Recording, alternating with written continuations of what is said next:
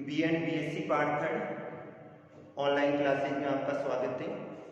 आज अपन बात कर रहे हैं जल परिवहन, यानी परिवहन के जो साधन होते हैं उनके द्वारा व्यक्ति तथा वस्तुओं को एक स्थान से दूसरे स्थान पर पहुंचाया जाता है। और परिवहन के साधनों के कारण से भौगोलिक दूरियां क्या हो जाती है, कम हो जाती है। आज अपन बात करेंगे जल परिवहन की। और जल परिवहन जो कि परिवहन का सबसे सस्ता तथा सुगम साधन है। सबसे सस्ता साधन भी है और सबसे सुगम साधन भी है। सबसे सस्ता साधन क्यों है? क्योंकि इसमें किसी भी प्रकार के मार्ग का निर्माण नहीं करना पड़ता है। इस कारण से जल परिवहन का क्या है, सबसे सुगम साधन है। केवल इसके लिए किसका निर्माण करना पड़ता है? पतन का निर्माण करना पड़ता है, जिसको क्या कहा जाता है, बंदरगाहें कहा जाता है। और इसी कारण से जो पतन या बंदरगाह होते हैं उनको अंतरराष्ट्रीय व्यापार के प्रवेश द्वार कहा जाता है। क्या कहा जाता है? अंतरराष्ट्रीय व्यापार के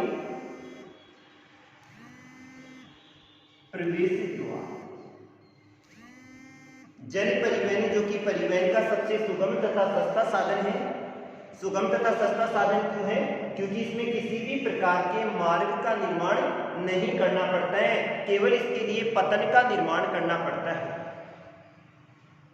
और अधिकांशतः पतनों का निर्माण उन्हीं क्षेत्रों में होता है जहां पर जल की गहराई अधिक पाई जाती है, वहां पर किसी भी प्रकार का कटक नहीं पाया जाता है। जल स्तर क्या होना चाहिए? गहरा होना चाहिए, ताकि बड़े से बड़ा जहाज वहां पर आसानी से आ सके। और इसी कारण से जल परिवहन के द्वारा भारी वस्तुओं को एक स्थान से दूसरे स्थान पर पहुंचाया जाता है। कौन सी वस्तुओं को? भारी वस्तुओं को, जिनके लिए समय की भूमिका कम होती है, वस्तु अत्यंत भारी होती है। दो देशों के मध्य अगर आदान प्रदान करना हो या व्यापार करना हो तो किसके द्वारा होता है? जल परिवहन के द्वारा। अब जल परिवहन को अपन दो भागों में बांटते हैं।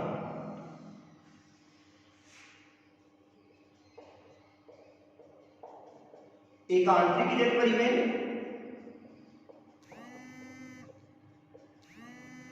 और दूसरा आता है महासागरीय जल परिवहन।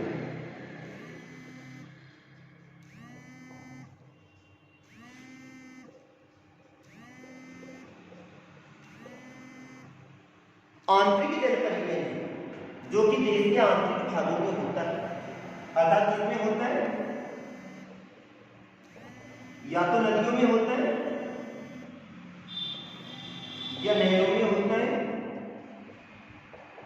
या फिर बाद में झीलों में होता है। जबकि महासागरीय जल परिवहन इसमें होता है महासागरों में। ये तो देश के आंतरिक भागों में होता है, लेकिन ये वाला दो देशों के मध्य होता है या फिर बाद में एक ही देश के विभिन्न भागों के मध्य होता है। जैसे भारत में यहां से सामान को लेकर जाना है और यहां एक ही देश के कितने भाग हो गए? दो भाग। अब जल परिवहन की बात करें तो जल परिवहन के अंतर्गत भारत में आंतरिक जल परिवहन की जो सुविधा पाई जाती है वो असम में पाई जाती है, बिहार और पश्चिमी बंगाल में पाई जाती है। भारत में आंतरिक जल परिवहन जो कि नदियों के द्वारा होता है, नहरों के द्वारा होता है, झीलों के द्वारा होता है। आंतरिक जल परिवहन की जो सुविधा भारत में है वो असम में, बिहार में और पश्चिमी बंगाल में अधिक पाई जाती है। टोटल लंबाई का अध्ययन करें तो आंतरिक जल परिवहन की जो लंबाई है वो 14,777 क्या है? किलोमीटर है। भारत में आंतरिक जल परिवहन की जो लंबाई है वो 14,777 किलोमीटर है और इनमें से 1,027 किलोमीटर ये तो होती है नदियों के द्वारा, और बाकी किसके द्वारा होती है? नहरों के द्वारा होती है। आंतरिक जल परिवहन जो कि भारत में असम, बिहार और पश्चिमी बंगाल राज्यों में अधिक होता है। कुल लंबाई का अध्ययन करें तो 14,777 किलोमीटर है और इनमें से 1,027 किलोमीटर है जो कि किसके द्वारा होता है? नदियों के द्वारा, और पूरा का पूरा किसके द्वारा होता है? नहरों के द्वारा होता है। भारत में आंतरिक जल परिवहन की सुविधा हेतु अक्टूबर सन 1946 में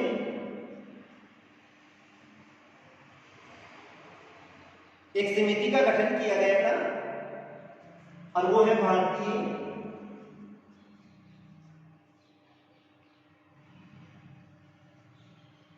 भारत के साथ में अंतर्देशीय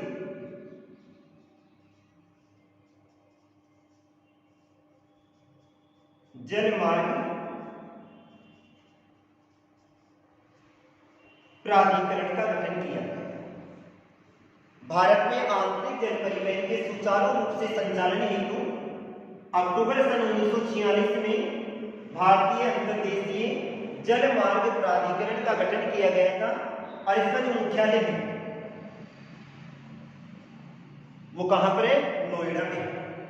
भारत में आंतरिक जल परिवहन हेतु भारतीय अंतर्देशीय जलमार्ग प्राधिकरण का गठन किया गया था, और इसका जो मुख्यालय है वो कहां पर है? नोएडा में है। वर्तमान में नोएडा में संचालित है। अब भारत में आंतरिक जल परिवहन की बात करें तो भारत में आंतरिक जल परिवहन को 5 भागों में बांटा गया है।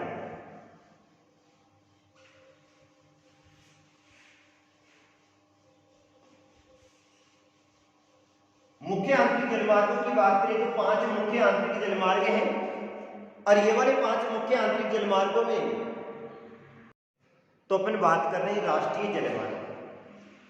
आंतरिक जलमार्गों के अंतर्गत कुछ जलमार्ग ऐसे हैं जिनको राष्ट्रीय जलमार्ग घोषित किया गया है, और इसके लिए भारतीय अंतर्देशीय जलमार्ग प्राधिकरण का गठन किया गया था, और उस गठन के तहत 5 जलमार्ग ऐसे हैं जिनको राष्ट्रीय जलमार्ग घोषित किया गया था। पहला आता है राष्ट्रीय जलमार्ग पृष्ठ। 27 अक्टूबर सन 1986 को, कभी 27 अक्टूबर सन 1986 को इसको क्या घोषित किया था? राष्ट्रीय जलमार्ग घोषित किया गया था। और ये वाला कहां से प्रारंभ होता है? इलाहाबाद से लेके हल्दिया तक प्रारंभ होता है, और इसकी लंबाई कितनी है? 1620 किलोमीटर है। भारत में मुख्य 5 जलमार्गों को राष्ट्रीय जलमार्ग घोषित किया था, और उनमें सबसे पहला आता है राष्ट्रीय जलमार्ग पृष्ठ आता है, जो कि इलाहाबाद से कहां तक जाता है? हल्दिया तक जाता है। 27 अक्टूबर सन 1986 को इसको जलमार्ग घोषित किया गया था, और ये वाला 1620 किलोमीटर नौकागम्य सुविधा उपलब्ध करवाता है। ये वाला 2 बंदरगाहों को आपस में जोड़ता है, और 2 बंदरगाहें कौन से हैं? एक कोलकाता है और दूसरा हल्दिया। ये दोनों जो पत्तन हैं, इन दोनों पत्तनों को आपस में जोड़ने का कार्य करता है राष्ट्रीय जलमार्ग पृष्ठ, जो कि कोलकाता और हल्दिया पत्तन दोनों को आपस में जोड़ने का कार्य करता है। इसके बाद में आता है राष्ट्रीय जलमार्ग सेकंड। राष्ट्रीय जलमार्ग सेकंड जो कि कहां से कहां तक जाता है? सदिया से कहां जाता है? धुबरी तक जाता है। कहां से कहां जाता है? सदिया से कहां जाता है? धुबरी तक जाता है। 26 अक्टूबर सन 1988 को, कभी 26 अक्टूबर सन 1988 को इसको राष्ट्रीय जलमार्ग घोषित किया गया था, और ये वाला 1 फरवरी सन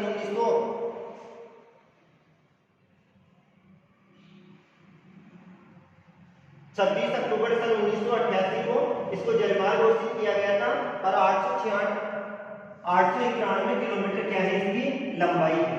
ये वाला जलमार्ग तो कहां सुविधा उपलब्ध करवाता है? उत्तर प्रदेश वाले क्षेत्र में सुविधा उपलब्ध करवाता है। इलाहाबाद आ गया, हल्दिया आ गया, तो कहां पर? उत्तर प्रदेश में, बिहार में और पंजाब। राष्ट्रीय जलमार्ग पृष्ठ जो कि उत्तर प्रदेश, बिहार और पंजाब में नौकागम्य सुविधा उपलब्ध करवाता है, जबकि सेकंड वाला 2 पत्तनों को आपस में जोड़ता है। कौन से? कोलकाता और हल्दिया पत्तन को आपस में जोड़ने का कार्य करता है। इसके बाद में आता है राष्ट्रीय जलमार्ग थर्ड। राष्ट्रीय जलमार्ग थर्ड जो कि कोलम से कहां तक जाता है? कोरापुटम तक जाता है। कहां से कहां तक जाता है? कोलम से कहां तक जाता है? कोरापुटम तक जाता है। 1 फरवरी सन 1993 को इसको राष्ट्रीय जलमार्ग घोषित किया गया था, और 2 205 किलोमीटर क्या है इसकी लंबाई। राष्ट्रीय जलमार्ग थर्ड जो कि कहां से कहां तक जाता है, कोल्लम से कोरापुटम तक जाता है। 1 फरवरी सन 1993 को इसको राष्ट्रीय जलमार्ग घोषित किया गया था और 205 किलोमीटर क्या है इसकी लंबाई है। इसके बाद में आता है राष्ट्रीय जलमार्ग फोर्थ। राष्ट्रीय जलमार्ग फोर्थ जो कि कहां से कहां तक जाता है, काकीनाडा से कहां तक जाता है, मरगान तट तक जाता है। कहां से कहां, काकीनाडा से लेके कहा जाता है मरगान तट। और 5वीं पंचवर्षीय योजना के अंतर्गत इसका क्या किया गया था, निर्माण किया गया था। 5वीं पंचवर्षीय योजना के अंतर्गत इसका निर्माण किया गया था और इसकी लंबाई कितनी है, 1095 किलोमीटर क्या है इसकी लंबाई। फिर आता है राष्ट्रीय जलमार्ग फिफ्थ, जीवनखली से कल्चर तक जाता है। 2008 में इसका निर्माण किया गया था और निर्माण के बाद में ये वाला पश्चिमी बंगाल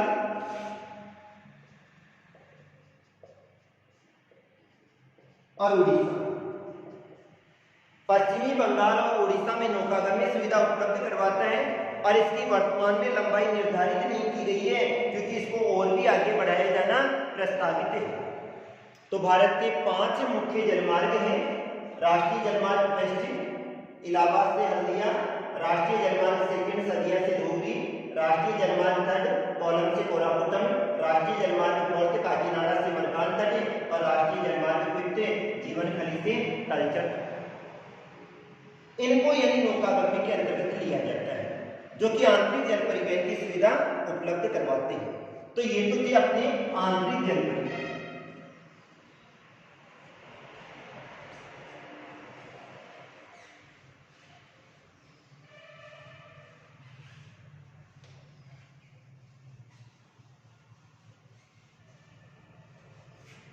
इसके बाद भी बात आती है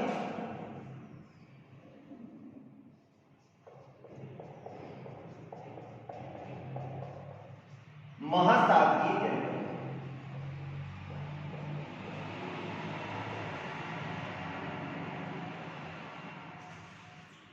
अंतरराष्ट्रीय व्यापार का अध्ययन करें तो अंतरराष्ट्रीय व्यापार में महासागरीय जल परिवहन की महत्वपूर्ण भूमिका होती है क्योंकि दो देशों को आपस में जोड़ने का कार्य है और दो देशों के मध्य वस्तुओं का आयात तथा निर्यात करने में इनकी सबसे महत्वपूर्ण भूमिका होती है। इस कारण से जो पत्तों का निर्माण किया जाता है उन पत्तों को अंतरराष्ट्रीय व्यापार की क्या कहा जाता है, प्रवेश द्वार भी कहा जाता है। अब भारत की स्थिति का अध्ययन करें तो भारत हिंद महासागर के तट पर स्थित है।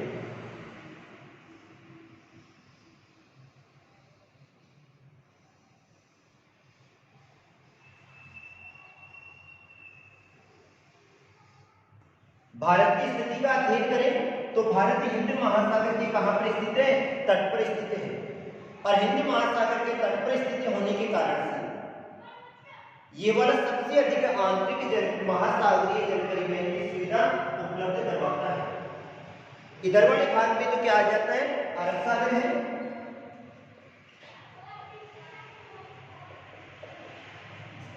और इधर वाले भाग में क्या है, बंगाल की खाड़ी।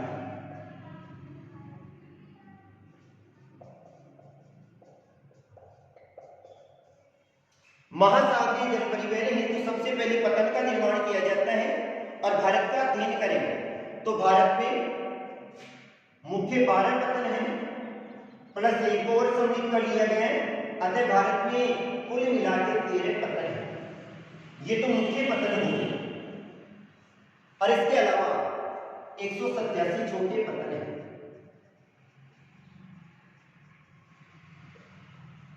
भारत का अध्ययन करें तो भारत में 13 तो मुख्य पतन है और 187 कौन से हैं, छोटे पतन हैं। अब सबसे पहले अध्ययन करें अपन तो कांडला पतन।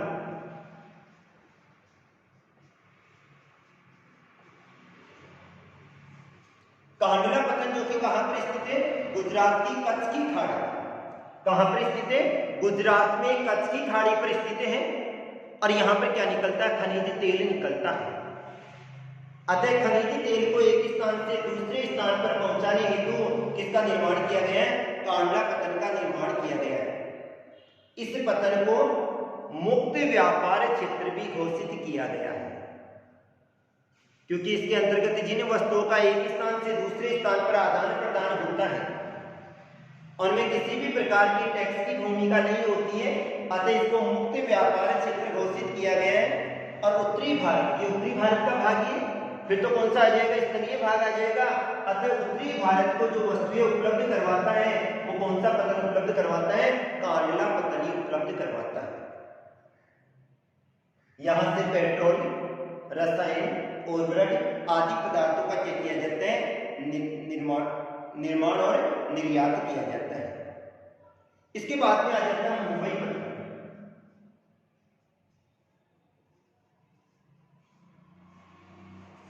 देश का सबसे बड़ा प्राकृतिक पतन है मुंबई पतन, जो कि भारत का सबसे बड़ा कौन सा है, प्राकृतिक पतन है, जहां से पेट्रोलियम का आयात किया जाता है।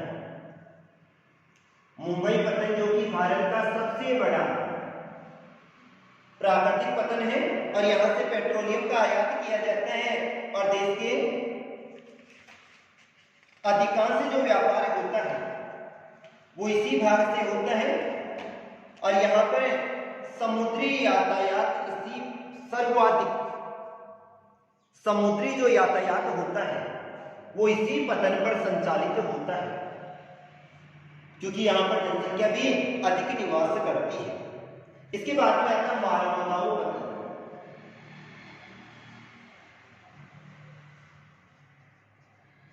इस पतन की अपन बात करें तो ये वाला पतन गोवा में स्थित है।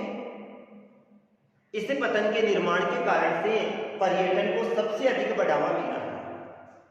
किसको सबसे अधिक बढ़ावा मिला है, पर्यटन को सबसे अधिक बढ़ावा मिला है। और ये वाला जवारी नदी के, कौन सी नदी, जवारी नदी के जवार नदी पर स्थित है, अर्थात आंतरिक भाग तक। ये वाला किसके द्वारा जुड़ा हुआ है, नदी के द्वारा जुड़ा हुआ है। ये भी क्या है, एक प्राकृतिक पतन के अंतर्गत आता है। इसके ऊपर वाले क्षेत्र में नाहवा सोवा पतन स्थित है। नाहवा सोवा पतन भी कहा जाता है और जवाहरलाल नेहरू पतन भी कहा जाता है। नाहवा सेवा पतन भी कहा जाता है और जवाहरलाल नेहरू पतन भी कहा जाते हैं। इस पतन का जो निर्माण किया गया है वो मुंबई पतन के दबाव को कम करने हेतु किया गया है, क्योंकि सबसे अधिक जो परिवहन होता है या जो व्यापार होता है वो मुंबई पतन में सबसे अधिक होता है। और मुंबई पतन के दबाव को कम करने हेतु इसका क्या किया गया है, निर्माण किया गया है। इसके बाद में आता है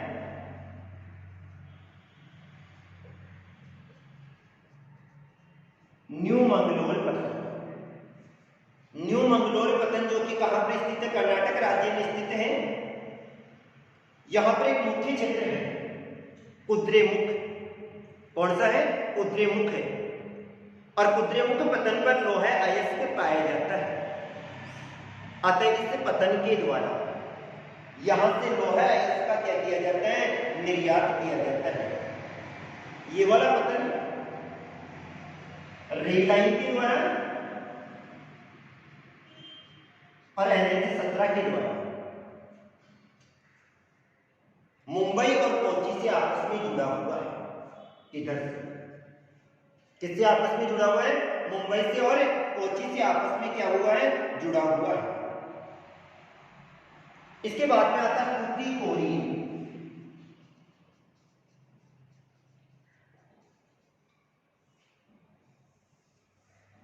अगर कभी भी क्वेश्चन आ जाए भाई भारत के सबसे दक्षिण में स्थित पतन कौन सा है, तो भारत के सबसे दक्षिणतम भाग में स्थित पतन कौन सा है, तूतीकोरिन है, जो कि तमिलनाडु राज्य को सुविधा उपलब्ध करवाता है। इस पतन की बात करें तो यहां से कोयले का निर्यात किया जाता है। वर्तमान में इसको चिदंबरम पतन भी कहा जाता है। क्या कहा जाता है, चिदंबरम पतन कहा जाता है। इस पतन की बात करें तो इसे मत्स्य पतन भी कहा जाता है। चिदंबरम पतन भी कहा जाता है और क्या कहा जाता है, मत्स्य पतन भी कहा जाता है, क्योंकि इस क्षेत्र में मछलियां क्या की जाती है, अधिक पकड़ी जाती है। इसके बाद में अध्ययन करें कोची पतन। कोची पतन की बात करें तो कोची पतन जो कि कहां पर स्थित है, ये भी प्राकृतिक पतन है और केरल में स्थित है। इस पतन को लेग्यून पतन भी कहा जाता है, क्योंकि यहां पर सर्वाधिक लेग्यून झीलें पाई जाती है, जिसको लेगून भी कहा जाता है, पश्चिम जल भी कहा जाता है। क्या कहा जाता है, लेगून भी कहा जाता है और पश्चिम जल भी कहा जाता है। भारत का सबसे बड़ा जो शिप यार्ड है वो इसी पतन पर स्थित है, जिसमें किसका निर्माण किया जाता है, जहाजों का निर्माण किया जाता है। इसके बाद में आता है चेन्नई पतन।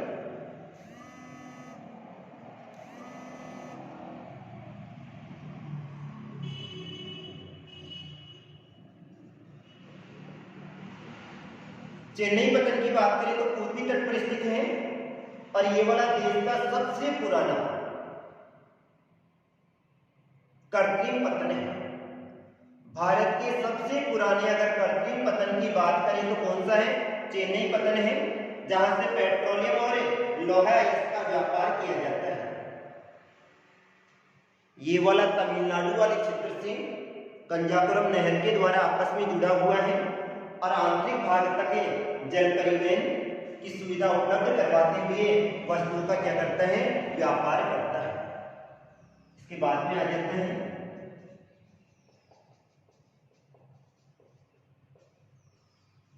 विशाखापट्टनम पतन। ये वाला आंध्र प्रदेश में स्थित है। ये वाला देश का सबसे गहरा पतन है, देश का सबसे गहरा पतन है, लेकिन यहां पर एक प्रॉब्लम पाई जाती है, यहां पर तूफानी हवाओं का प्रभाव क्या होता है, सबसे अधिक होता है। किसका प्रभाव, तूफानी हवाओं का प्रभाव क्या होता है, सबसे अधिक होता है। यह एक बहुउद्देशीय पतन है। इस पतन का जो निर्माण किया गया है वो किसके लिए किया गया है, अनेक उद्देश्यों की पूर्ति हेतु किया गया है। इसके बाद में आ जाता है पारादीप पतन। पारादीप पतन जो कि कहां पर स्थित है, उड़ीसा राज्य में स्थित है और ये वाला महानदी के मुहाने पर स्थित है। कौन सी नदी, महानदी के कहां पर स्थित है, मुहाने पर स्थित है। ये वाला पतन आंध्र प्रदेश, उड़ीसा, झारखंड इन राज्यों को सुविधा उपलब्ध करवाता है। आंध्र प्रदेश को, उड़ीसा को और झारखंड राज्य को सुविधाएं उपलब्ध करवाता है। यहां से किरूबुरु की खान पाई जाती है, जहां से लोहा अयस्क और मैग्नीज इनका क्या किया जाता है, निर्यात किया जाता है। इसके बाद में है एनोर पतन। ये देश का सबसे बड़ा कंप्यूटराइज्ड पतन है। सभी कार्य कंप्यूटर के द्वारा संपन्न होते हैं। इसे एशियाई बैंक के द्वारा संचालित किया गया है और चेन्नई पतन के दबाव को कम करने हेतु इसका क्या किया गया है, निर्माण किया गया है। और ये वाला कहां पर स्थित है, तमिलनाडु राज्य में स्थित है। कहां पर स्थित है, तमिलनाडु राज्य में स्थित है। और लास्ट आता है कोलकाता और हल्दिया। ये भी दोनों आपस में जुड़े हुए हैं। हल्दिया पतन जिसका निर्माण क्यों किया गया है, कोलकाता पतन के दबाव को कम करने में